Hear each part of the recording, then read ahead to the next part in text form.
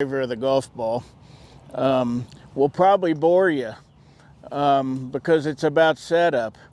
And it's really about having the ball in the same place every time.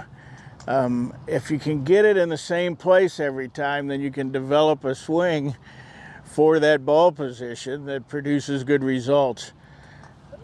Most players these days swing a driver at least 90 miles an hour, and at that clubhead speed, just being off an inch or two one direction or another is dramatic in terms of how offline you'll hit a ball. And then people blame their swings or their hips or looking up or whatever, and it's really they just haven't paid enough attention to ball position. So if nothing else, pay attention. If you go to watch tour players at a tour event, almost all of them use alignment sticks, the best players in the world, every day that they practice. And they set up a tee like this, and they're trying to see where their ball position should be, and then they're trying to see where their feet, hips, and shoulders are parallel to their target line, parallel left to their target line. So it's that simple. One of the biggest things I work with most people is they get the ball too far forward in their stance, and then when they reach with their hands to get to the ball, makes their shoulders go to the left, and so they're doomed to either hit pop-ups, duck hooks, or big slices. And so pay attention, please, to how you set up, and you'll become a much better driver of the golf ball if you'll do that. And so I like just to set up a really easy tee thing. The other thing I would add to that is I would add a cardboard box, and when I go to the range and hit drivers, I would just tee this ball up where my ball position stick's pointing right at it, and I have this driver in this box, and I just give myself barely enough room to swing and not hit it. That'll help you work on alignment, that'll help you work on ball position, and I've hit thousands of balls in my early career when I was trying to become a good player with driver with this box. And it's nothing new. Sam Snead used to tell all the rookies on tour to get a 2x4 and put it there and learn to hit the ball, not the 2x4, if you wanted to be a good player. So it's nothing new, but it's really effective, and if you haven't done it, I recommend it highly. One of the things that's really changed with drivers, with the technology today, the new driver is amazing in terms of how far it goes. And one of the biggest changes when I was learning to play and growing up in the late 70s and early 80s, still playing with persimmon-headed drivers, wooden clubs, if you didn't hit a draw with it, you really couldn't play, because anything that put slice spin on or fade spin on would also put way too much backspin. And so the best players generally hit draws, some of them really big hooks, and just played it because it didn't spin very much, and they could still hit it a pretty long ways with a draw, but it went nowhere if you hit a fade or a slice. And so what's really changed with the modern club, I find so many people that come to me for lessons are still wanting to hit draws with everything, but most of the tour players nowadays hit fades with their driver because the modern club, they've got the spin rates down so low that you can hit fades now that will still go just as far as a draw, and it's much more easy to control and hit in the fairway. So a lot of players are hitting fades now, and these clubs are kind of fade biased, a lot of them, and they for sure are such low spinning club heads now. They figured out how to get low backspins, and fades will go just as far. And so understand that, and maybe not be so worried about whether your shot's left or right, because left or right's probably still pretty good with these modern drivers, where it would have been a disaster 30 years ago. So keep that in mind.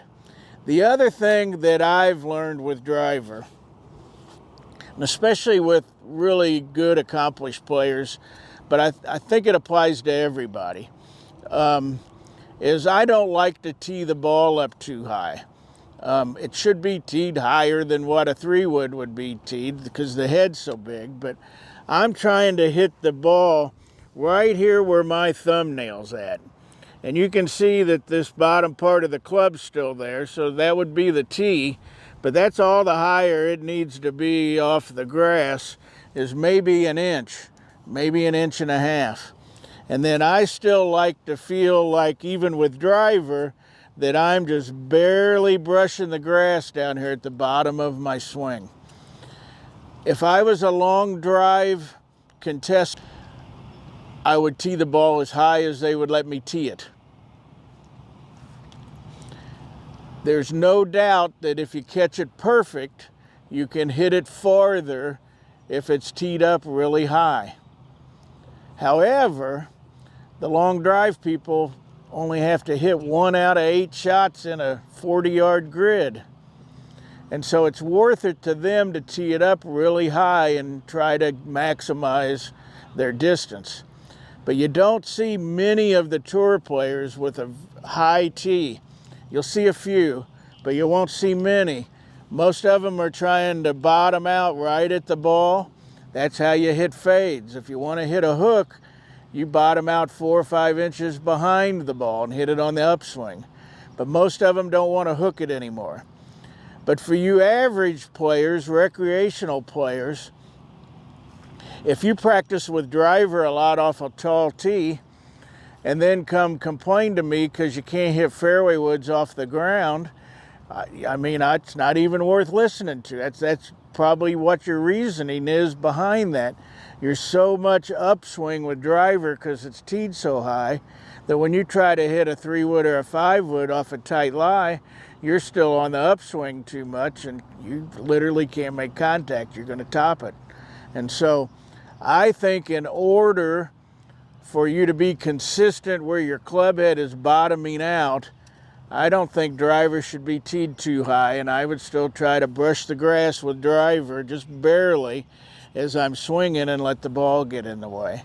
And if you learn that angle of attack with driver, you'll have more success with all the other clubs in your bag off the fairway, if I'm just trying to brush the grass with all of them. So please keep that in mind. Tee height's important. For those of you that's got kids and grandkids that are learning how to play, I mean, I see them with 4 and 5 inch tees, and a lot of them can hit driver great, but they can't hit any other club in their bag very well. Don't let your kids tee it up that high. The junior drivers aren't near as big a headed as these anyway. No more than 2 inches is what I would tell you to have the tee height for your junior player. So tee height's very important. Ball position, tee height. Ball position's not a fundamental, by the way. There's many great players that play driver off their left foot or off their left shoulder, and they're great players. But there are other great drivers of the ball that almost play everything in the middle. And it kind of depends on your swing. If I am a rotary player with very little lateral motion, I'm going to bottom out here in front of my chest. And so those players kind of play every ball position in the same. The more lateral motion I have on the way down, the more the ball needs to be forward.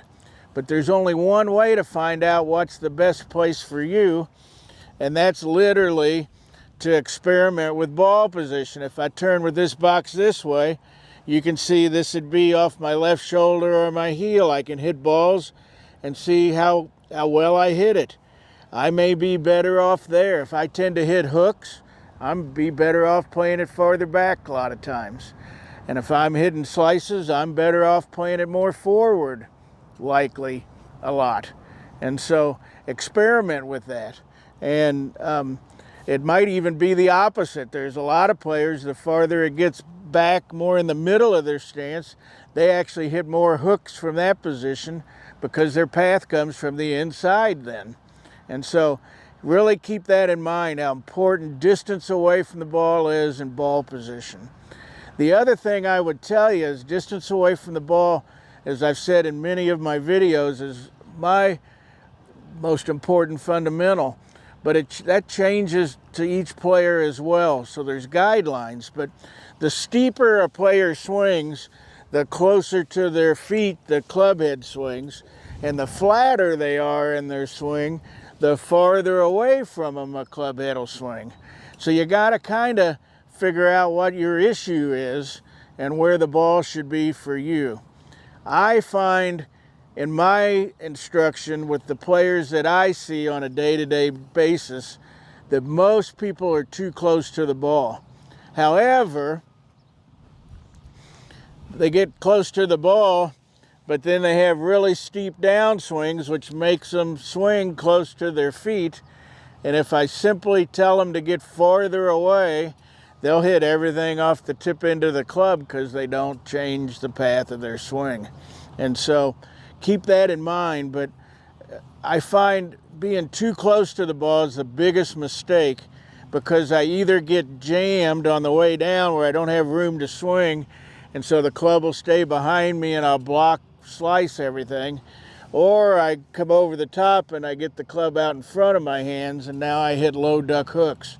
So if you're a player that has a two-way miss for a right-handed, low left and high right, chances are you're not far enough away from the ball. So keep that in mind on the things that I've learned over the years of what the best drivers do. I've learned is that most of the players that I see that slice, especially block it, maybe it doesn't slice much, but just goes straight right, they hit it pretty solid. But then it can also slice as well from there. Don't release the club early enough on the downswing. And this is a tricky subject, but what I found is this. From what I understand, once a player gets to the top of their backswing, it only takes 7/10 of a second to get to impact. So less than a second. Not very much time to think, not very much time to do anything. And so what I find, most people are trying to rotate their arms and finish over here, but most people do it after the ball's already gone. And so if that's you, you'll hit a lot of tops, you'll hit a lot of shots straight right, and you'll hit a lot of slices. And so what I found is, which helps even really accomplished players that are hitting blocks to the right, I try to tell them that when their lead arm gets about parallel here on the way down to the ball, that I want to feel this rotation to start that early with driver. Driver's the longest shaft in our bag. I have to start earlier to get this length of a club back to square. So I want to see people releasing and feeling this. Now, I don't want them unhinging their hands. I want them pronating this left arm. So if I got my thumb up, I'm going to have my thumb sideways or knuckles down by the time I'm here. That's what it will feel like. So it looks like this when I do it, okay?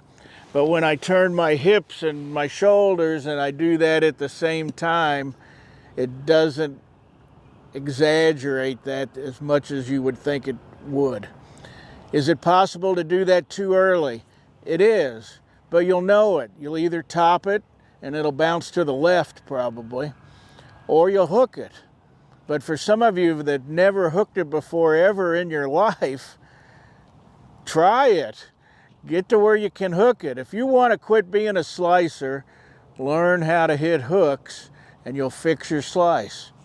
That's the other thing I've learned. And so it's important for a right-handed player to do it with this lead arm, this left arm. When I do it with my left arm, my shoulders stay back. I don't use them. If I try to do it with my right, my shoulders are always going to open up at the same time. So that's where I think most people struggle. They try to release it with their right hand because they're right hand dominant, and then they get in this position on the way down where the club's out here, their shoulders are way left. Now the only thing they can do is drop the club on the ball, and it's either going to pop up or go right.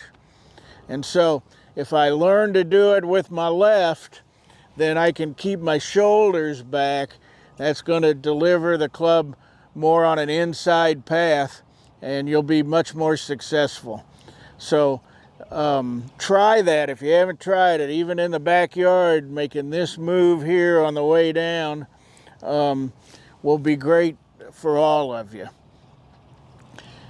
Two more things of what I've learned with driver. One, the most important thing is to hit it solid in the middle of the club face. Number two is to always give yourself as much room as possible if there's out of bounds on one side of the hole or water on one side of the hole. The best drivers avoid penalty shots. And so it's pretty important to play away from the penalty areas if possible. You're much better off in a fairway bunker on the right or in the rough on the right than out of bounds on the left. And so don't be scared of the routine trouble on the opposite side of the out of bounds or the hazards, the penalty areas. So keep that in mind as well. The other thing that I've learned too that helps most people is you have to learn to make a swinging motion. And it's very easy the way we're built if we hold the club parallel to the ground. I like making a lot of baseball level swings with driver where I can feel this club swing around me in a circle in a swinging motion. And the better you get at making a swinging motion, the better a driver you'll be. And then really all that happens is we take this angle that's level to the ground and we tilt it to the ball, and then we still swing on that same circle the shaft's on, but it's on a tilted circle. So keep that in mind. I do that drill a lot. I do it with the orange whip. Orange whip is a great training aid to feel that motion. It's so heavy that it almost just swings me as I get it going. Then I can lower it down to the ground, feel like I'm on that same angle on my backswing and follow through. Backswing and follow through with driver are equally important. That's another thing that I've learned. So keep that in mind as you're practicing and playing. The other thing I would tell you is this: on that same mode, when I'm parallel to the ground here, if I just go forward, you'll see that club's right there. If I turn around and face this way, if I just go forward, you'll see that club's parallel to the ground. It's right there. Well, even though the ball's on the ground and I'm tilted, after impact, that's where my driver's gotta be, is in that same place that I was in when I was practicing level to the ground. Same thing backswing. Halfway back, I'm just like this. If I tilt, you'll see the face tilts. That's my backswing position with driver. So that baseball swing or level swing around can help you feel those correct positions. And that's my final thing on follow through then. I like players to feel like after impact, this club head's on their heel line, the shaft's parallel to the ground, and they're letting the ball get in the way from there. And if you've always been a slicer, if you'll try this on the follow through, if you'll try releasing this club earlier on the way down on the downswing, it'll fix your slices, I promise. The most important statistic if you want to improve your scores is greens in regulation. You know, if you're a player that's trying to be a single-digit handicap and you're not averaging somewhere between 10 and 12 greens in regulation, you'll never get to be a single-digit handicap. And so I think it's the most telling statistic. But frankly, it involves other statistics. If you can't hit driver in the fairway and you're always chipping out of the woods or taking a penalty drop out of a penalty area, you're not going to be able to hit a green in regulation. But for most of you, I find a lot of guys hit driver reasonably well enough, but their approach shots just aren't on the green. That simple. There's a lot of reasons for that.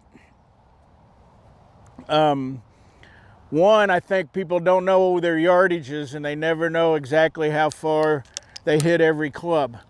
They know one time they hit a 7-iron 150 and they think that's how far 7-iron's going to go every time they use it. But in reality, it only goes 135 most of the time, and they're in the front bunker. So if you don't know how far you hit your irons, I recommend finding somebody with a TrackMan and going and taking a lesson from them and say, hey, for an hour, I want to hit every club in my bag and see what my carry distances are. Total doesn't mean anything. Carry distance is everything. And so there's a lot of people that hit 7-iron 150 yards total, but they hit it on such a low trajectory that it only flies 135. And they shoot a front pin with the rangefinder and it says 150, but it's 5 steps on the front of the green, and they hit 7-iron and they're in the creek in front of the green. And they think they hit a great shot. So learn to understand what your carry distances are. Weather affects that. You're not going to hit it as far when it's 40 or 50 degrees Fahrenheit as you're going to hit it when it's 90. Man, our heat index today is 105. The ball goes forever. And but boy, if you're playing in April and it's 43 degrees one day, it's not going to go as far. So learn your carry distances. Learn how much wind affects your ball too. That being said, I find that what helps most people with their irons is to try to play from a pretty consistent ball position regardless of the iron. When I'm chipping or pitching, I can obviously vary that. If I have an uneven lie, I'm obviously going to vary that. But as a general rule of thumb, I like the ball to be just forward of the center of our stance if we have a good lie. And the reason I think that's important with every club is because if my ball position is correct, my takeaway is going to be the same with every club and have a good chance to be on plane. I find a lot of people put the ball back with their hands forward with irons, but then that gets their takeaways too far to the inside, and they either continue that way and block it, or then they've got to reroute it over the top on the way down. So impact and setup are different. Do the best players have forward shaft lean at impact? They do, but most of the best players start with the club in this position, in my opinion. So I'm a fan of that. You have to have a flat lie, you have to have a really good lie. If the ball's down, sitting down in a divot, I'm obviously going to have to play it farther back in my stance. But for good lies, I like it just forward to center with everything. And I think it'll help.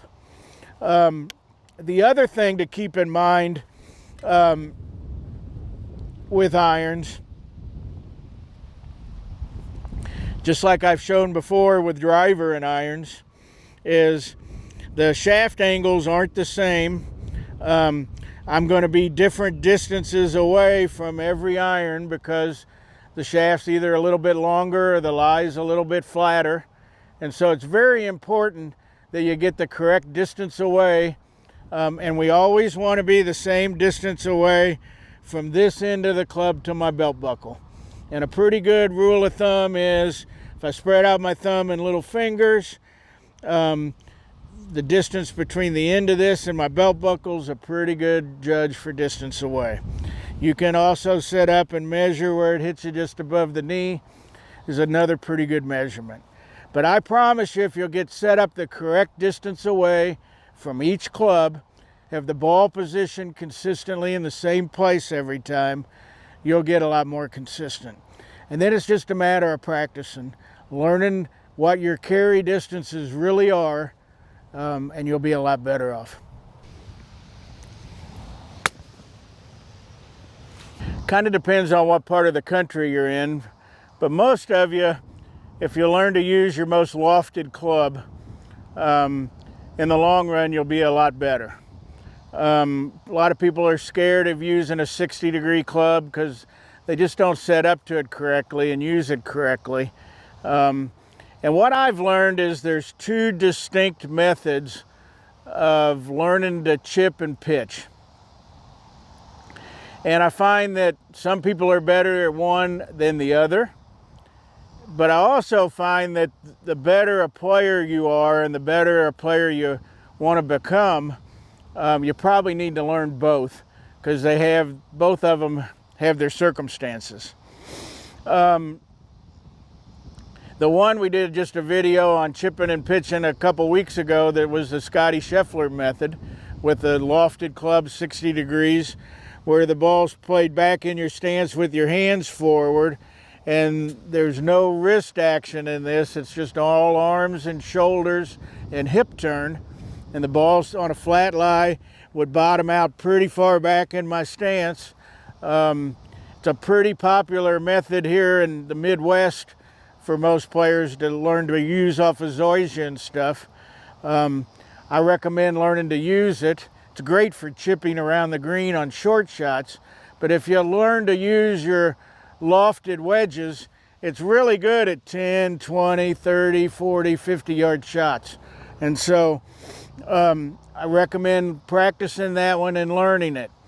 Ball position and setup looks like this. By the way, I didn't mention, but feet, hips, shoulders, if my club face is square, my stance is square. I don't open up. If I open the face to have to hit it really high, then I open my stance. But as long as the club face is square, I try to be square with my shoulders and my feet. So set up this way, gonna maintain that angle. Pretty abbreviated follow through because I'm not unhinging my hands. And I'm gonna hit that shot and keep this club out in front of me on the finish. The other one, especially for you guys that hit a lot of fat shots, hit behind the ball, is actually where the club is in the middle of our body at address. The handle points at my belt buckle. The leading edge is perfectly straight down behind me. And this one is going to be some wrist hinge. Back I'm going to hinge, and on my first move down, I'm just going to re-hinge. On little short shots, that might be all the follow through that I have. A little bit longer shot, a little bit longer shot.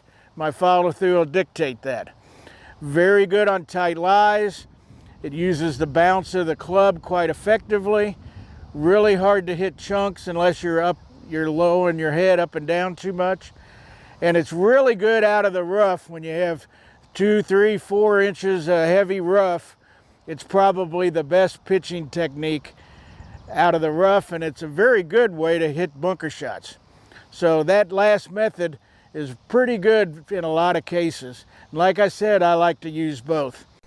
This leading edge, this here is right at my belt buckle. The club's as tall as it can be.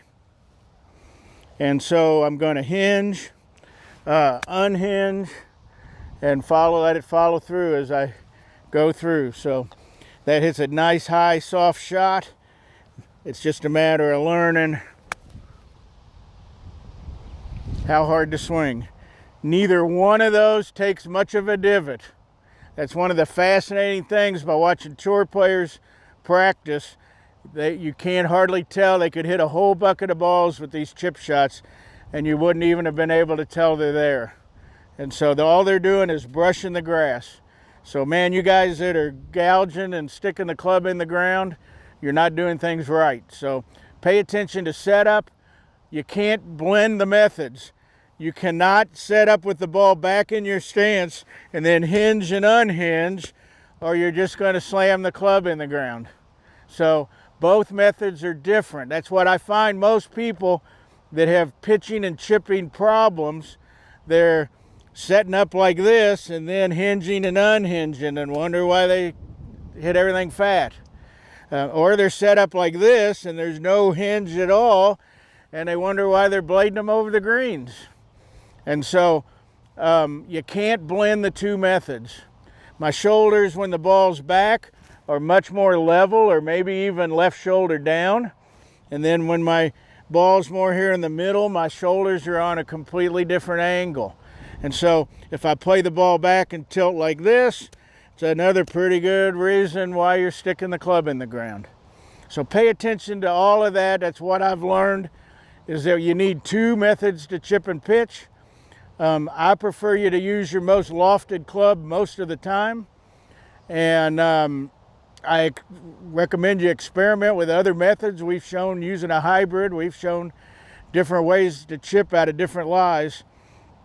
But most of the time, if you'll master these two shots with your most lofted club, in the long run, you'll be better off. And then to practice, what I found is you have to play by yardages when you're pitching.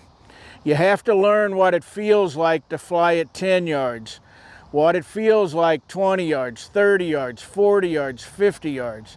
Everybody out there watching knows how far they hit their pitching wedge. These days at my age, I hit my pitching wedge 105 yards. If I have to go 112, I use my 9-iron. I don't swing harder with my pitching wedge. That's just common yardages. We have to learn the feel of the club head speed to hit at different distances.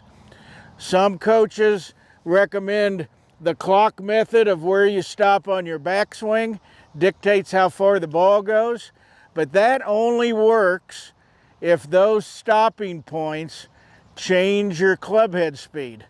And what I find with most players is it doesn't. And so I hate that clock method. If I'm throwing a ball, I don't think about where my arm stops on my backswing. But if I have to throw it a long ways, I'm going to really wind up. And if I'm throwing it a short ways, I'm not going to take much of a backswing. I just instinctively know that. And you should learn that too. So it's all club speed that's going to dictate, as long as I'm making center contact, that's going to dictate how far the ball goes. It's not an 8 o'clock versus a 9 o'clock versus a 10 o'clock. I think the people that do that play good in spite of doing that, not because of it. I'm sure that'll be controversial, but tough. I know I'm right. So, for me, if I set up with that second one with the ball just in the middle, and I just want to go 10 yards in the air, I know how hard to swing to hit at 10 yards, okay? That's pretty good, huh, Patrick? First shot of the day? Yep. And it's the same thing. So I would practice over and over and over hitting at 10 yards. If it went 12, I'd say that one was 12. I swung too hard. If it goes 8, that was 8. Wasn't hard enough. And I would practice till I really could feel 10 yards. And then I would go to 20. The next flag out there is 20. And so I just need to swing a little harder to make it go 20. But as I'm taking a practice swing, I can feel that club head speed, just what I've learned over the years, in order to learn to hit at 20. And you can see I'm pretty dang good at it. And I'm pretty dang good at it because I've been doing this for 30 years. And this is how I've practiced. And I've got one of the best short games around because I can control my yardages. And I can do it with this method where I'm hinging and unhinging. And I can do it with this method where all I'm doing is maintaining my angle and turning and learning how fast to do it. One produces a high shot. One other one produces a lower trajectory shot that spins a lot. So practice to your yardages. Learn to walk up on the green and say, I need to land it here. I walk back to my ball and it's 10 yards. Man, I know how to hit that shot. And it'll really improve your short game. You'll get it up and down much more often. Putting over 30 years of teaching it. There's just 3 skills that you need to learn. You need to learn to be able to hit it straight and to aim correctly. And then you need to learn to control your distance. And then you need to learn how to read greens. And if you really work on your setup, that'll really help too. So this video will help you with all those aspects. If I had one drill to do that I would recommend everybody do, would be to putt on a straight line. Find a straight putt, either snap a carpenter's chalk line on the green, or get this training aid here, which is just 2 little pencil-like stakes and a string. Line it up straight. You'll be able to see if your putter is set up square at address. You'll be able to see if your eyes are over the target line, because if they are, this yellow string, I can't see the white line on my putter. So all I've got to do then is get set up, and I can learn to roll that putt up and down on this line. I have to get to the point where from 3 or 4 feet away from the hole, I don't miss with this line. Will that mean I won't miss on the golf course? Not necessarily, because as break gets involved, it becomes tougher. But boy, if I can get to the point where I can roll it in the hole every single time on this chalk line, you'll gain the confidence that you need to play good on the golf course. What else I've learned in 30 years of teaching people how to putt better is the easiest way to work on path that I've found is to use a training aid called the putting arc. I've shown it in several other videos that we've done. You've probably seen my old wooden one. This is the new one. The putter swings on an arc because the shaft has to have at least a 10-degree lie angle off of 90 degrees. And so our path would be straight back and straight through if our shaft was on a 90-degree angle to the ground. It's one of the reasons why Steve Stricker putts with the heel off the ground. It gets his shaft steeper. And so, but because the rules require that we have a shaft angle, we need to, our putter needs to swing on an arc. If I was on a 90-degree angle and parallel to the ground here, you can see as I turn back and turn through that that's quite an arc with the head of the club. Well, as this tilts down and I still have an arc, that's still going to swing. I'm exaggerating it, but there's going to be a swing back and forth. And so this putting arc is designed for that angle. And you can practice putting to a hole, but I'm not here. I just like, man, you can keep it in the living room at home, and you can just go back and forth on this arc until you can feel what a correct path feels like. I promise you, once you feel that, you'll like it. On very short putts, you can barely detect there's any arc at all. And that's why a lot of people think that the best players are going straight back and straight through. They're putting on very fast greens, so they're not taking the putter very far back in their backswing and follow through on a lot of putts. And it looks like it's going straight back, but there's a slight arc. And if you'll understand that, it'll improve your putting. In 30 years of working with people to improve their putting, and it's how important it is to set up perfectly. I think it's more important to set up perfectly with your putting than it is your full swing. And most of you really know how much importance I place on setup and full swing. But putting's even more important. Here's why. Most putting strokes, the putter is not going to move more than a foot or two in any direction. A lot less in most cases on a short putt. And if I am misaligned with my feet, hips, shoulders, forearms, eye line position, I don't have time to compensate for a mistake. In my full swing, I've seen players that aim too far right or too far left or have poor ball position, but their swing is long enough and takes enough time that they can come over the top just enough to hit it, or go under the bottom just enough to hit it. And so we've actually got some margin for error in a full swing, but we have zero margin of error in a putting stroke, and not enough people pay attention to getting precisely set up. That's why if you watch on live from the Olympics this week, or live from the Masters next year, when they show the guys putting on the putting green, almost all of them daily will set up in a mirror to make sure of their posture, alignment, eye line position, whether the putter's square or not.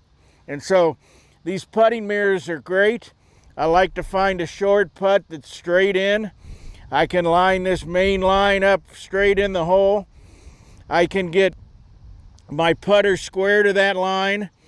When my eyes are over my target line, which I like the best, I can see my face in the mirror, and I know that that's where I'm at.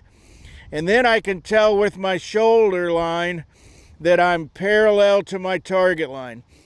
My path is going to be dictated by how my shoulders are at address and how my forearms are at address. So I'm going to set up here and have Patrick come in, and he can put that, just put that across my forearms just above my wrist like that. And so I can see in that mirror that I'm square with my forearms. I see a lot of people this way with their forearms, and they wonder why they pull putts. That makes their path go that way. If my arms are this way, my path's going to go that way. And I won't have time to compensate for it with anything but my wrist. And so that's why people get the yips, is they're not set up correctly, and now they have to manipulate it with their hands, and they get nervous, and their hands know it, and they have big issues.